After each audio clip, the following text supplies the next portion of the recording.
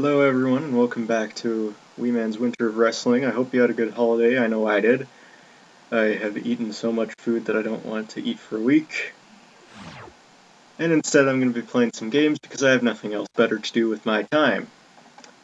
We're starting to get to the PS2 era now, where we will start by looking at WWE Smackdown, Shut Your Mouth. This was the first game that me and my brother owned. It's technically his game, but it's the first one we've played since WWF Raw and WWF WrestleMania, the arcade game. So that's why I'm looking at it now.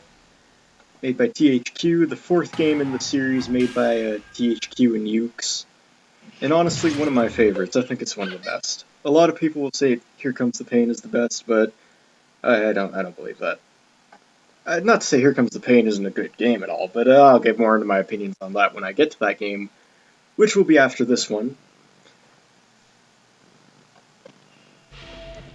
So we have the intro video here. It's just the Smackdown opening video from 2002, when this game was released. So this is based on the year 2002, clearly, and let's just hope the Marilyn Manson song here doesn't get me muted on YouTube, because, you know, they like to do that. So I really, I've kept up and watched wrestling since I was a kid, but I really didn't start watching it until around late 2003, early 2004. So when I got this game in late 2003, and this is when my brother did, and this is what got me into wrestling, I was thinking, well, it's changed a bit. I mean, some of the people aren't there and all that. Okay, so we got exhibition mode, which is just matches, create mode. Technically this is my second take of doing the footage. I actually do have footage for the create mode already, but all the footage I had of just going through this game originally is lost. And I'm doing it again, because yay.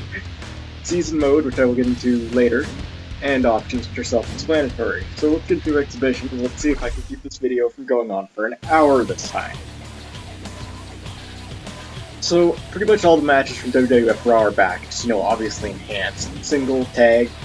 Something new here, we got 6-man tag, which is 3-on-3 matches. Handicap, which is like, one team has more members than the other. Royal Rumble we've been through. King of the Ring, which is a tournament. Hardcore is essentially the brawl matches from WWF Raw. Survival, this is all the multi-man matches, like 3-way matches, 4-way, and battle royals, so on and so forth. And special matches are all the gimmicks, like you got Cage, Elimination, which is tag team matches, just eliminating the opponents individually. Hell in a Cell, which is an even bigger cage. I Quit. There's a lot of variations of hardcore matches in this game, a few too many, I think. Particularly one that I'll get to down the road. Iron Man, which is a time match. Ladders, you know, ladder matches are always fun. Last Man Standing, knock your opponent out for 10 seconds. Lumberjack. This match is kind of useless in a game that only allows 6 people on screen at once. Slobber Knocker, this is a gauntlet pretty much, go until you lose. Special Referee, you can play as the referee. Street Fight, which is essentially a hardcore match where you can't pin people outside the ring. I find it kind of pointless. Submission, you can only win by making your opponent tap out.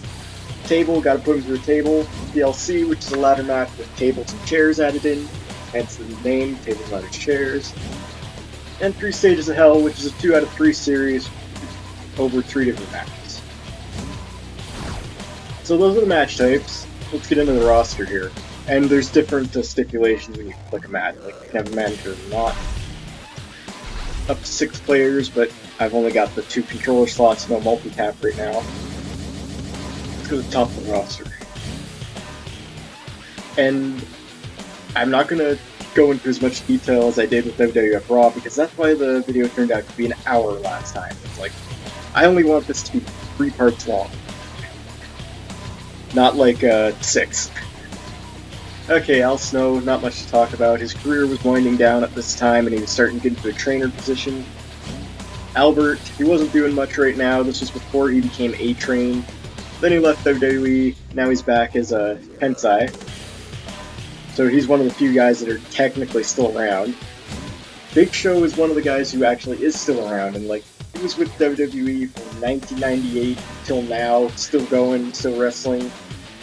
Big guy, 5 feet tall, 7 feet tall, 500 pounds, getting a little reverse there.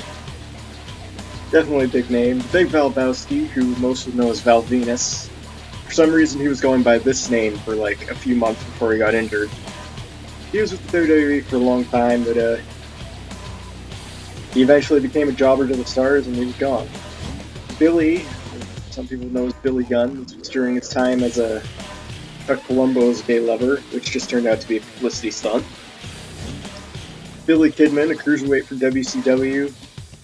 I found it a little strange that he was in this game and not the next one, because the game based around 2003. 2003 was when I think Billy Kidman was most successful.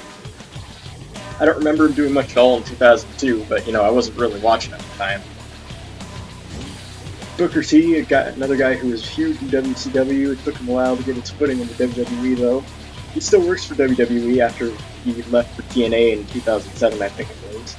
But right now he's not really wrestling, he's just a backstage position appearing every once in a while. Bradshaw, one of my favorite guys. Big Texan, and he'll just beat you up. In 2004 he became JBL, which was the biggest push of his career, and he became WWE Champion. Nowadays he is an announcer. Brock Lesnar. Now, he's a big guy, he's a very athletic guy, but he's got an ego and he's clearly in the business for himself and not the fans. He's only in it for the money. He first debuted in 2002 and he was rising fast. At this point he would have just been probably the Intercontinental Champion.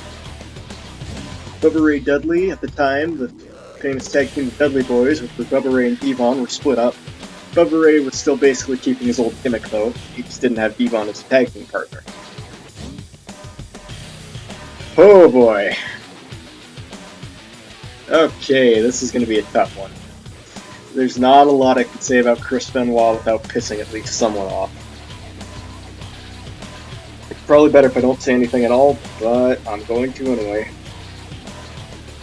Okay, let's get the facts out of the way. In 2007, I think it was 2007 anyway, it was 6 years now, Chris Benoit no-showed a pay-per-view event. No one knew where he was, and it was revealed that he was dead.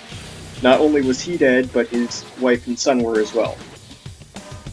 No one knew what happened, why it happened, until it was revealed and learned a few days later that Chris Benoit had killed both his son and his wife, and then killed himself. He is a despicable human being. He should rot in hell for all eternity. That said, he was one of the greatest wrestlers of all time, and he had great matches. Now, I'm not trying to separate Chris Benoit the wrestler and Chris Benoit the person. I do not respect him at all. It's just, he was a great wrestler, and I can't ignore that. Shit happens. Hitler was a great leader, but, no one praises him. Chris Benoit was a great wrestler, and no one should praise him either. Okay, Chris Jericho, a guy who's now doing part-time stuff, he can still really wrestle. He's a complete package. Great wrestler, great talker, lots of charisma. At this time, this would have been just after he became the first undisputed champion in the WWE, which was WWF at the time.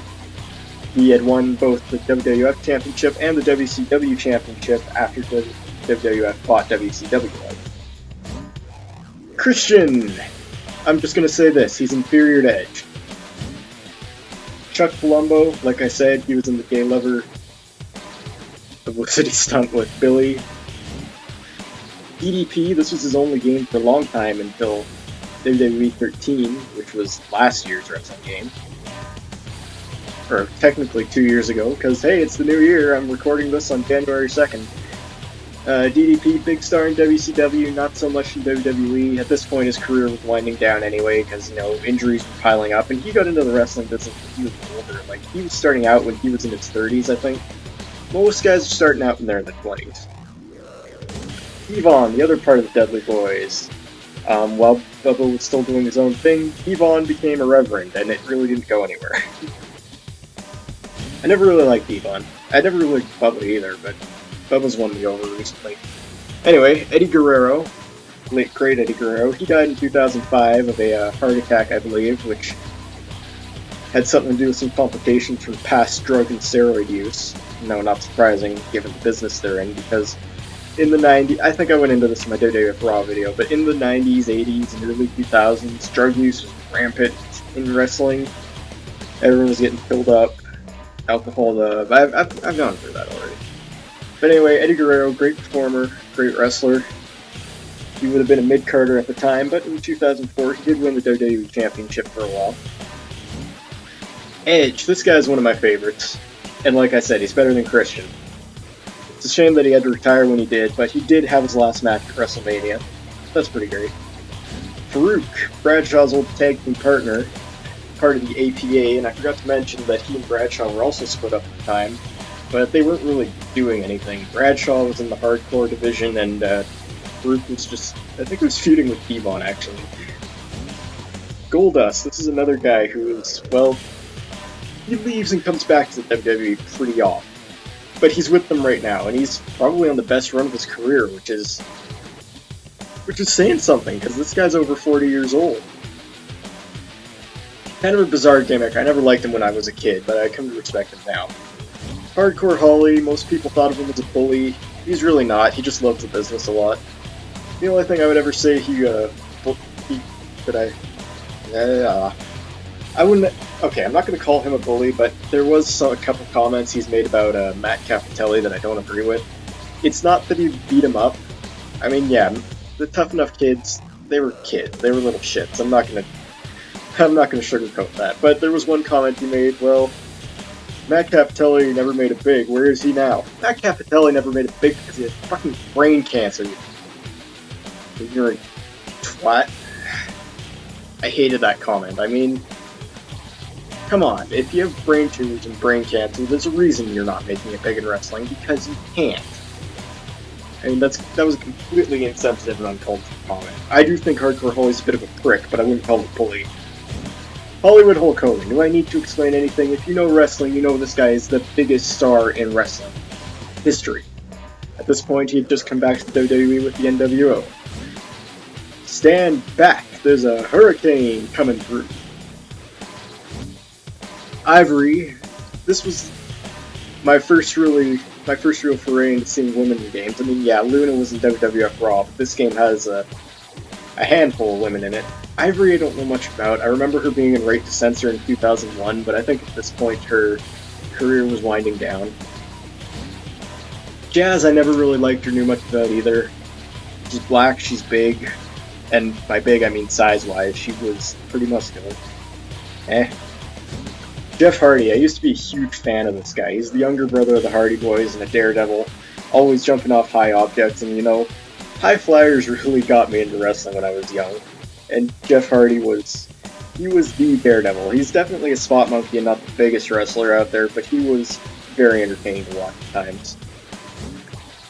Kane, another guy who's been around with WWE for a long time, still there now, but he's not wrestling nearly as much. He seems to be more in a backstage position, or transitioning into a backstage position now. But man, can he go? Very good wrestling, very entertaining. I've always been a fan of his. And this was probably my favorite look for him, too. Kevin Nash, aka Diesel, one of the few guys. There's 3 guys that were in WWF Raw that are in this game. Kevin Nash is one of them, except he's under a different gimmick. And this is when he returned with the NWO, and then he got injured a lot and didn't really do anything. Kurt Angle, Olympic gold medalist, won his gold medal with a broken freaking neck. I know, I'm not making that up, he actually did. This was just after he got shaved bald by Edge. Lance Storm, Calgary native. Very good wrestler, but if I could be serious for a minute, he was really boring. Really fucking boring.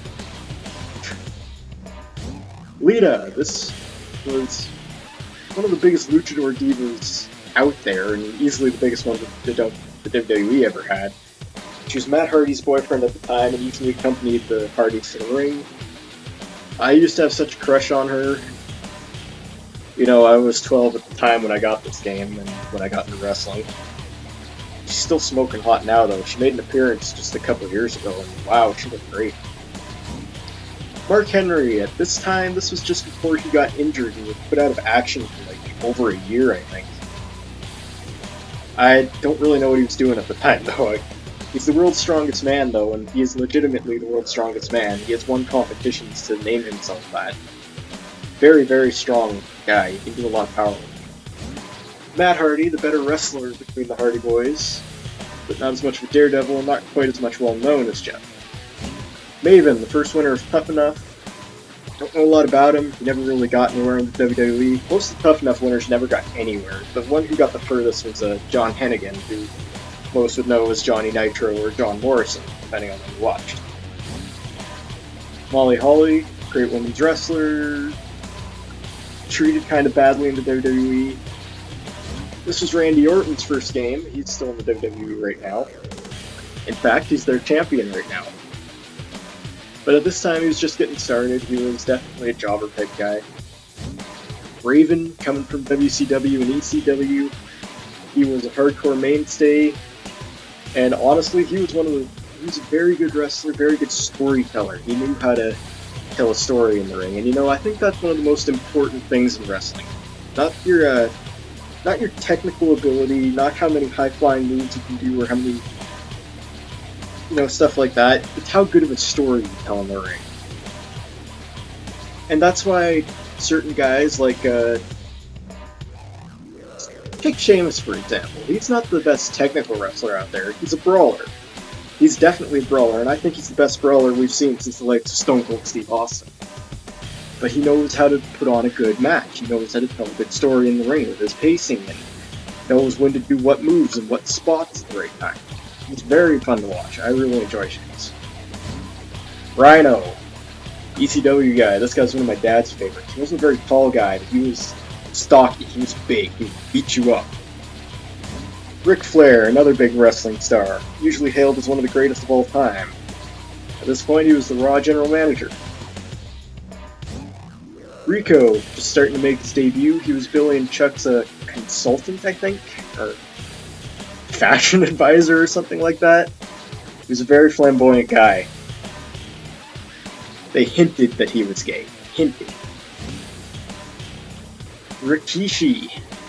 It amazed me when I found out that this guy was actually with the WWE for like 12 years. Apparently he debuted in like 1992 or 93, and he was around till 2004. Of course, he wasn't Rikishi at the time. This guy's in the big Samoan family, along with guys like Yokozuna, as I said. He's the father of the Usos, who are with the WWE right now. I'm a little scared for him. He's been gaining weight pretty fast, though. Rob Van Dam, another of my favorites, definitely one of the greatest high flyers of all time. In fact, he's my favorite wrestler in the game.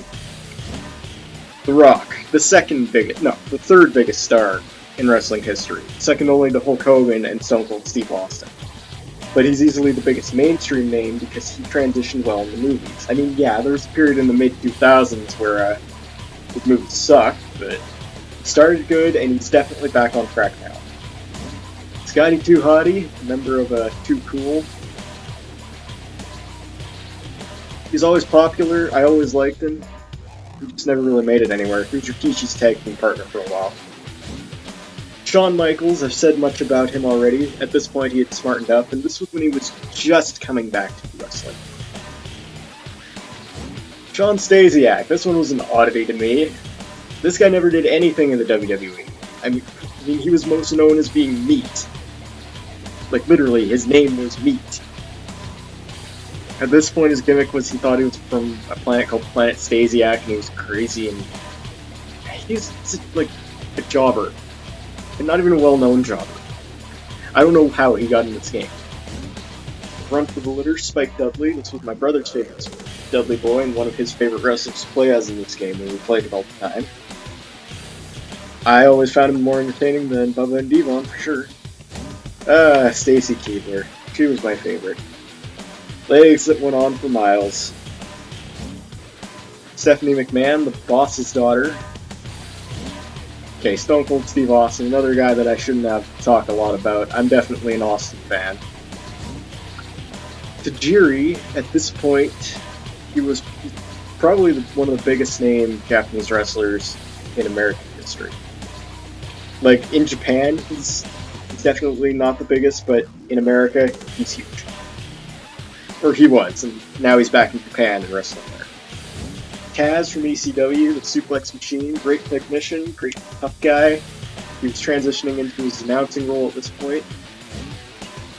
Test is the only other dead guy in this game. He died a few years ago. I think it was a drug problem, you know, always is. Usually is.